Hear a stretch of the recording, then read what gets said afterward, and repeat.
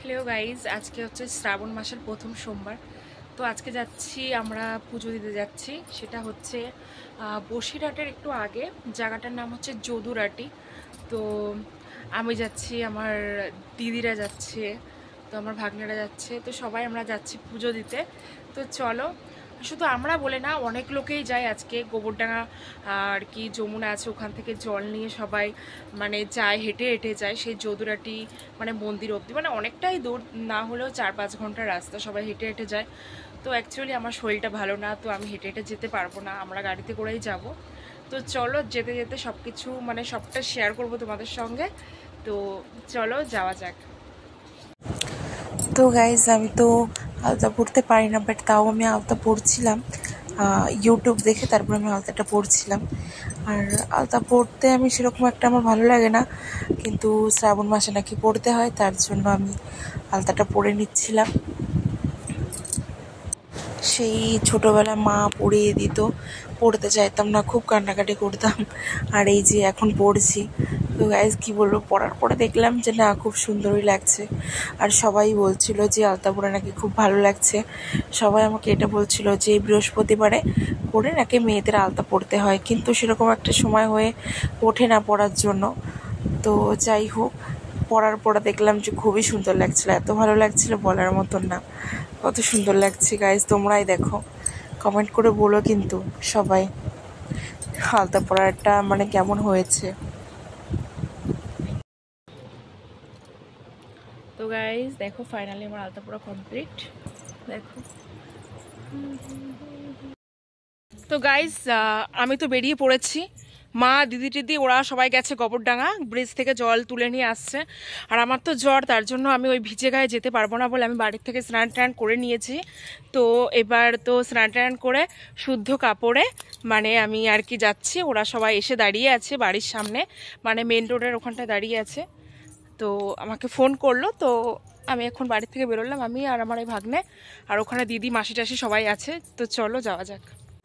তো গাইজ তারপরে যখন রাস্তায় আসলাম, দেখি কি মা একা একা দাঁড়িয়েছে। আমি বললাম দিদিরা কোথায়?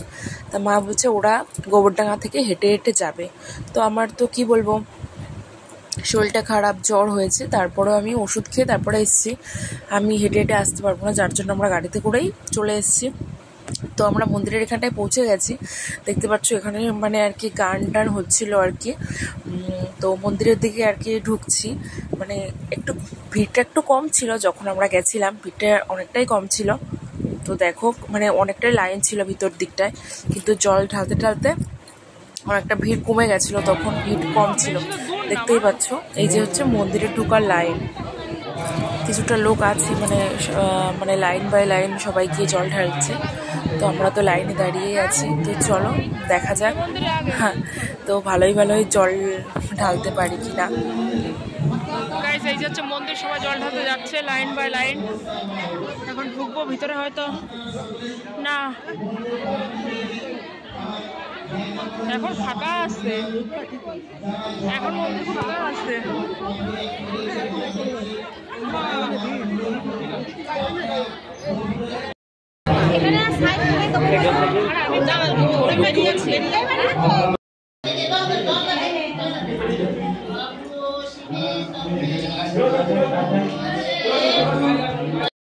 তো আমাদের জল ঢালা কমপ্লিট। এটা হচ্ছে বাইরে, দেখো লাইন দেখো। আমরা যখন ঢুকেছিলাম জল ঢালতে তখন কিন্তু এতটাও ভিড় হয়নি। তো পাশে ছিল কালী মন্দির, তো কালী মন্দিরে ঢুকলাম, ঢুকে একটু ঠাকুরকে প্রণাম করে চলে আসলাম। তো এখন বাড়ি যাওয়ার উদ্দেশ্যে বেরিয়ে পড়েছি। তো আমরা রাস্তায় উঠে দেখি আমরা গাড়িও পেয়ে গেছি, গাড়িতে আমরা বসে পড়েছি, এখন যাব বাড়িতে। আর সবাই হেঁটে হেঁটে যাচ্ছে, কিন্তু আমার শরীরটা খারাপ করে আমি হেঁটে হেঁটে যেতে পারবো না। সবাই গোবরডাঙ্গা যমুনা থেকে জল তুলে নিয়ে এসে মন্দির অবধি আসছে। তো চলো যাওয়া যাক। তো আজকে ছিল একাদশী, আর একাদশীর জন্য মানে যা যা খাবো নিয়ে নিয়েছিলাম, সাবু, গুড়, দুধ। আর হঠাৎ করে দেখি কি এই মেয়েটা হেঁটে হেঁটে যাচ্ছে, দেখো গাইজ। মানে আমরা হেঁটে হেঁটে যেতে পারলাম না, আর এরা দেখি হেঁটে হেঁটে যাচ্ছে, দেখতে পাচ্ছ? তো একাদশীতে খাওয়ার জন্য নিয়ে নিয়েছিলাম ফল, দুধ, সাবু, গুড়, শসা নিয়েছিলাম, কলা নিয়েছিলাম, আরও অনেক কিছুই ছিল, প্যারাটা ট্যারাটা অনেক কিছুই ছিল। তো গাইজ আমাদের জল ঢালা হয়ে গেছে, এখন আমরা বাড়ি চলে এসেছি বাড়ির রাস্তায় ঢুকে গেছি।